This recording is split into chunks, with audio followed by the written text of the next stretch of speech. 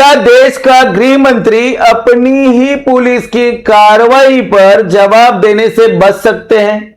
यही सवाल इस वक्त दिल्ली की राजनीति के केंद्र में है। लोकसभा में नेता प्रतिपक्ष राहुल गांधी अब सिर्फ सरकार की आलोचना नहीं कर रहे, बल्कि सीधे गृह मंत्री अमित शाह का इस्तीफा मांग रहे हैं। उनका कहना है कि अगर छात्रों पर बल प्रयोग हुआ तो इसकी जिम्मेदारी आखिर किसकी है? लेकिन सरकार का जवाब बिल्कुल अलग है।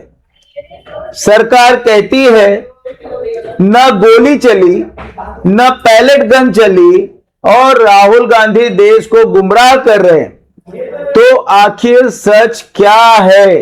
क्या यह सिर्फ एक राजनीतिक आरोप है या फिर जवाबदेही का ऐसा सवाल जिससे सरकार बचना चाहती है? आइए पूरा मामला शुरू से समझते हैं। 20 जुलाई को आखिर हुआ क्या था? पूरी कहानी शुरू होती है 20 जुलाई से, जब दिल्ली के जंतर मंतर पर बड़ी संख्या में छात्र इकट्ठा हुए। यह प्रदर्शन शिक्षा व्यवस्था, खासकर नीट के पेपर लीक और दूसरी मांग को लेकर जो है किया जा रहा था। लेकिन प्रदर्शन ज्यादा देर शांत नहीं रहा। पुलिस और प्रदर्शनकारियों के बीच टकराव हुआ, लाठीचार्ज हुई, आंसू गैस छोड़ी गई और यहीं से जो है विवाद पूरी तरह से शुरू हो गया। अब यहां पे विपक्ष का जो आरोप है कि जरूरत से ज्यादा बल प्रयोग किया गया, जबकि सरकार का कहना है कि कानून व्यवस्था बनाए रखने के लिए जितना जरूरी था उतनी ही कार्रवाई की गई। यानी एक ही घटना लेकिन दो बिल्कुल अलग अलग कहानियां।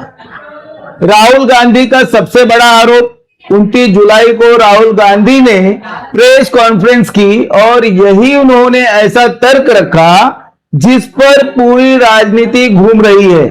उन्होंने कहा दिल्ली पुलिस और आरएएफ सीधे गृह मंत्रालय के अधीन काम करती है, इसलिए अगर छात्रों पर जरूरत से ज्यादा बल प्रयोग हुआ तो सिर्फ दो ही संभावनाएं हैं। पहली, अगर इसकी अनुमति गृह मंत्री ने दी तो वे सीधे जिम्मेदार हैं, और दूसरी, अगर उन्हें उसकी जवाबदारी जानकारी नहीं थी तो फिर सवाल उनकी कार्यशैली पर उठता है। राहुल गांधी का कहना है इन दोनों में से कोई भी स्थिति गृह मंत्री के पक्ष में नहीं जाती। इसी आधार पर उन्होंने अमित शाह के इस्तीफे की मांग कर दी। यहीं से इस पूरे विवाद का सबसे बड़ा राजनीतिक बिंदु जो है बन गया। लेकिन सरकार क्या कह रही है? अब सरकार का पक्ष भी समझना जरूरी है। सरकार ने संसद में साफ कहा कि पुलिस ने सिर्फ टीयर गैस का इस्तेमाल किया, किसी तरह की गोली नहीं चली, किसी पैलेट गन का इस्तेमाल नहीं हुआ।